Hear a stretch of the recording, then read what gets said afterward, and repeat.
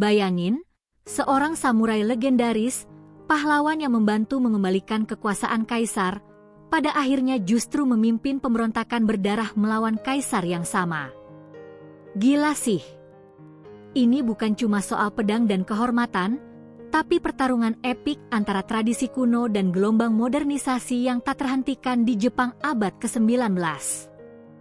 Di tengah abad ke-19, Jepang adalah negara yang tertutup rapat di bawah keshogunan Tokugawa selama berabad-abad, hidup dalam isolasi. Tapi, tiba-tiba, kapal-kapal hitam dari barat muncul di Cakrawala, memaksa Jepang untuk membuka diri. Tekanan dari luar ini memicu kekacauan politik dan sosial yang luar biasa, membelah bangsa antara yang ingin beradaptasi dan yang ingin mempertahankan tradisi. Ini adalah era di mana Jepang berada di persimpangan jalan antara kehancuran atau kebangkitan. Di tengah kekacauan ini, muncullah Saik Takamori dari domain Satsuma, seorang samurai karismatik dengan ambisi besar untuk menyelamatkan Jepang.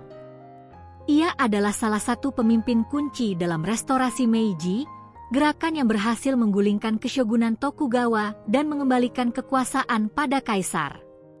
Saik membayangkan Jepang yang kuat, tapi tetap menghormati nilai-nilai samurai, bukan Jepang yang meniru Barat secara membabi buta.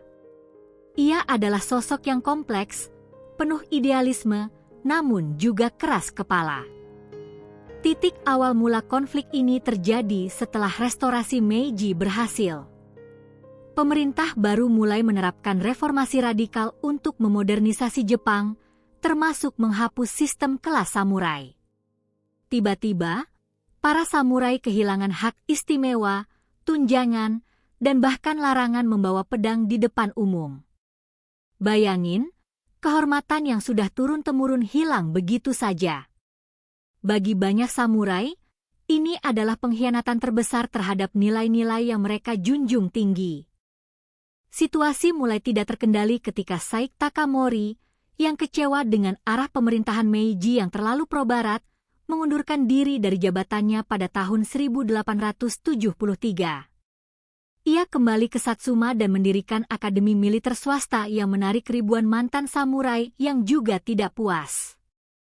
Ini bukan cuma sekolah biasa, tapi lebih mirip markas perlawanan, tempat semangat samurai yang memudar kembali berkobar.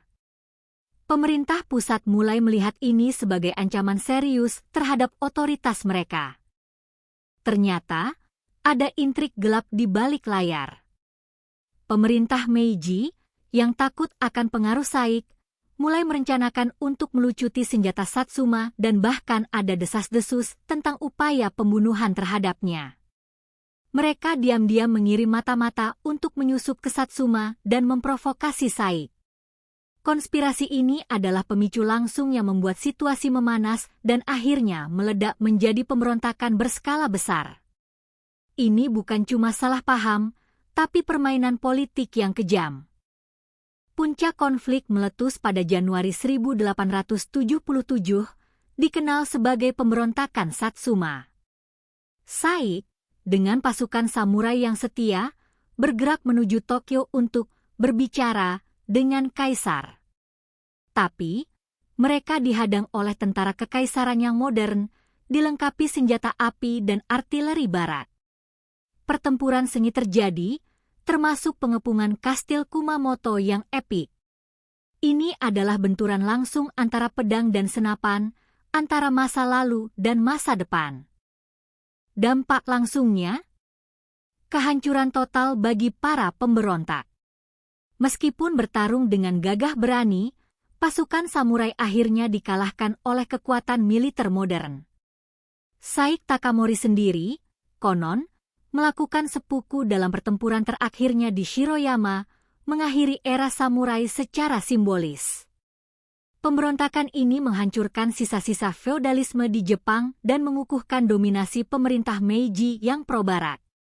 Ribuan nyawa melayang sia-sia, dan era baru benar-benar dimulai. Tapi, ini twistnya. Ternyata, meskipun Saik adalah pemberontak, ia kemudian diampuni secara anumerta oleh kaisar dan bahkan diangkat sebagai pahlawan nasional.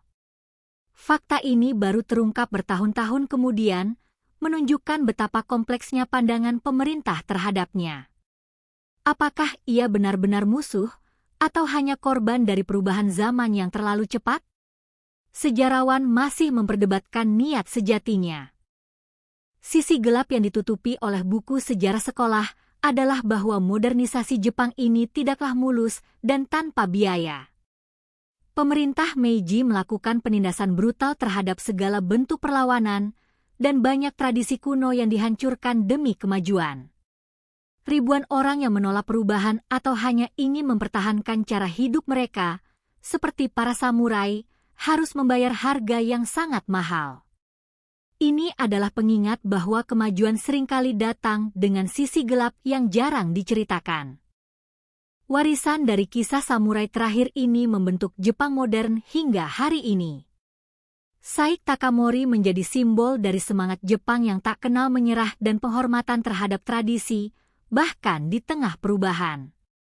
Romantisme samurai tetap hidup dalam budaya populer, mengingatkan kita pada masa lalu yang penuh gejolak.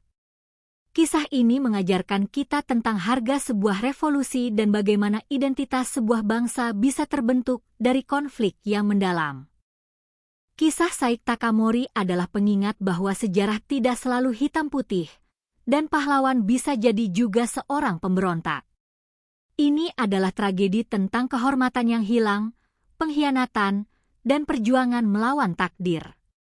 Menurut kalian, apakah Saik benar-benar musuh atau pahlawan yang salah zaman? Yuk, diskusi di kolom komentar di bawah. Jangan lupa like dan subscribe untuk video sejarah lainnya.